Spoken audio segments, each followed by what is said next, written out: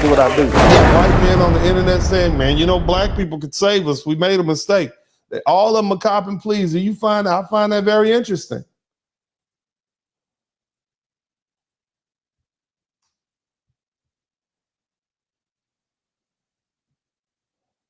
I'm gonna tell you now, if foundational black Americans don't engage in this fight, which seems like we're not, for immigrant rights, the impact on America is gonna be profound. You're looking at the social fabric of a country will begin to weaken as these immigrant communities face separation and deportation and hardship without having their own advocacy.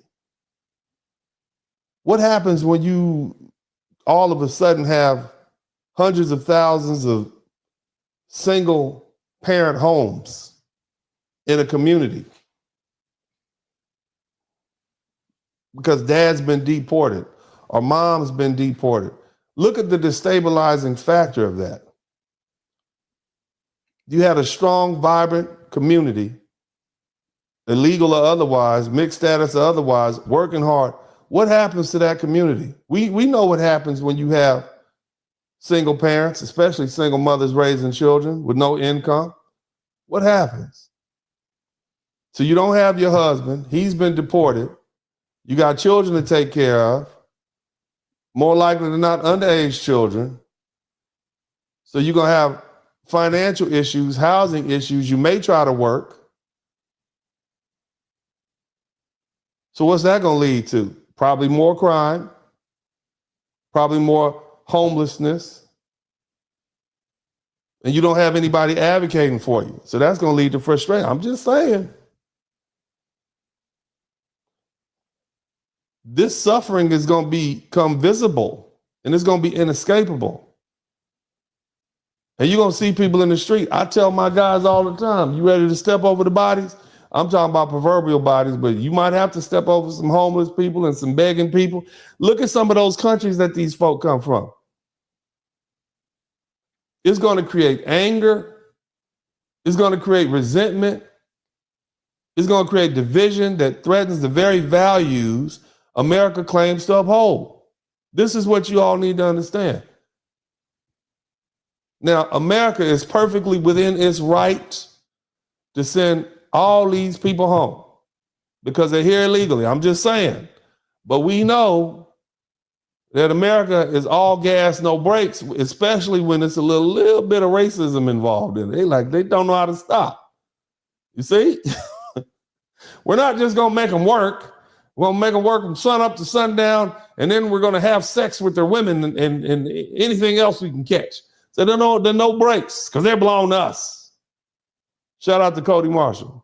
I'm just trying to help. Let's see where we going here, black folks. Here's another thing. Remember, these people think they're justified. They think this land was stolen, even though that's not true. It was purchased. These folk who are having their statuses revoked when Donald Trump said he was going to let the people without papers stay and he was only deporting criminals, they think they've been lied to. So now, remember, the worst fight is when both sides think they're justified. So that's going to create resentment. It's going to create anger. It's already created division, but they're directing their anger towards us. We didn't have anything to do with it. 92%. Black women voted for Donald Trump, voted for Kamala Harris, 92%. Black men voted 79%. Of course, I didn't, because I'm concerned about my tax bracket. I got my own tax bracket interest involved. That's not me. But the vast majority of the well-meaning black people said, you know what? I'm going to get out here and fight and do what I do. I'm going to vote for Kamala Harris. Everybody else, we did what we were supposed to do. Well, y'all did, not me. I don't care like that. But again, you did what you're supposed to do. But they didn't.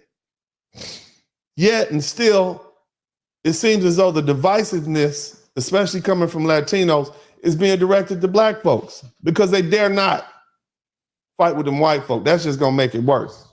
They're already burning flags in the street. They're about to get LA good. But the other thing is, the world is watching. And when I say the world is watching, look, America's already under scrutiny for its racial history. Everybody around the world knows it. And what's going to happen is they're going to be labeled once again as a nation of systematic oppression. And everybody's going to be pointing the finger. Oh, you're the land of the free, whatever. You're going to have international leaders and human rights organizations. They'll be calling this what it truly is, what it looks like, ethnic cleansing. You're not sending white folks home, I'm just saying. And what happens when America gets exposed on the global stage? It risks further isolation. It risks alienation, right? You're going to have countries starting to question its moral authority. How can you tell us what to do? Look how you treat your people. You're going to have a lot of anti-American sentiment, not just from foreign governments, but also from people within the country and also people outside the country. So how are you going to be treated when you go outside the country? We 3 weeks in, and this woman is already talking about spitting in people's food when they come to Cancun. All you college students out there, gonna get some extra minerals down there when you're eating your tacos and fajitas. Be careful, right? But see, that's going to ignite a certain level of backlash and unrest that this country is not really ready to face. And that's internal. So you got external and internal. And guess what? It's been Black people that have historically been the only group that has prevented America from spiraling into its worst tendencies. Number one, we don't seek revenge. Okay? That's the first thing. But these other folk are not like us. We are wonderful, good-natured people.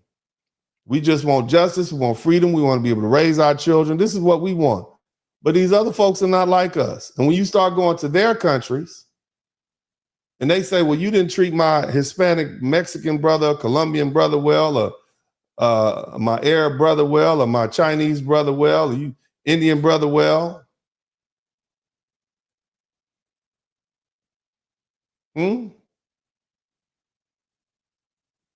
So what's going to happen? We've decided it's not our problem anymore. And here's the cold part about it. This is what I want y'all to understand. Another reason that a lot of folk are coming at Black folks is because of our silence. Silence sometimes can be read as approval. And many of y'all actually do approve of this. Y'all have not been nice. I ain't really seen somebody say, oh, don't send them home, at least the people in my chat room. But does silence equal approval?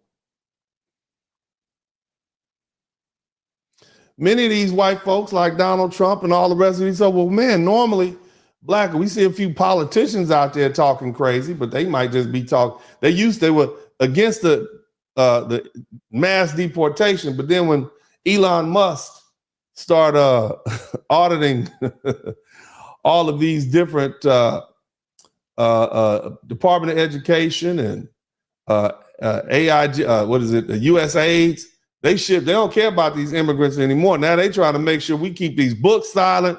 They've got the judge that has ordered Elon Musk team to burn all your notes. You can no notes. Not only do we want you to stop looking, but you're gonna burn the notes too. We don't any paperwork you've learned, burn it. This is what I'm saying. They're nervous. But nevertheless, you got a couple of Black politicians out front, and you notice how they'll put your they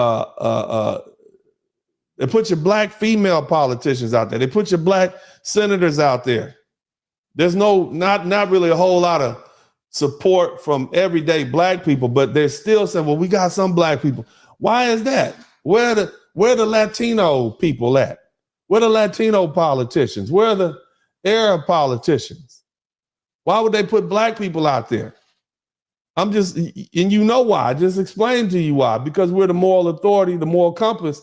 And if they're trying to see if other Black people will come along and support, well, if we put some of these Black politicians out there, maybe we can get these everyday Black people to support. No, we want to know where our money went to.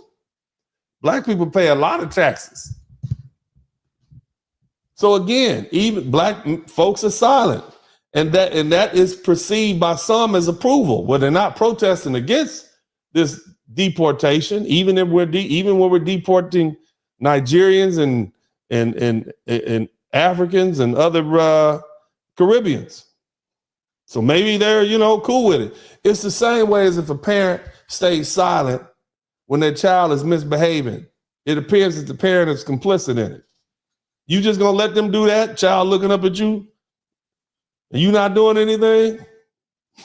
He gonna keep going. It's the same way white moderates watched segregation happen and didn't do anything.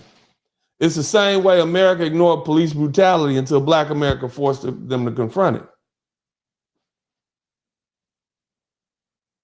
See, and I don't know how you feel. Some might say, well, we're silent and we approve. But most will say we're silent because we're done being used. It's not our fight. Black father, I have black son. Tune in, weekly feeling inspired. From the heart, real talk ignite. Every episode brings the light.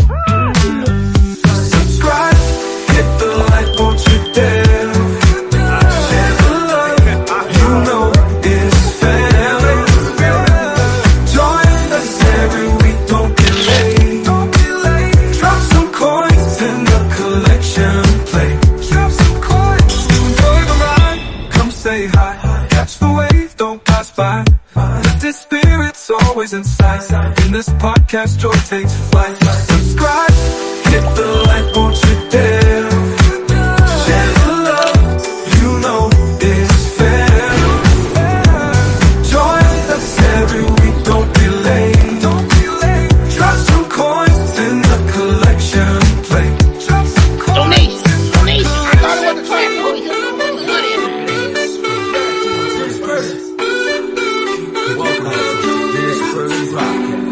Hey man, I'll do what I do. You know that. Your ass class, don't Come on, now, you tall black mother. Women up inside. I don't give a fuck about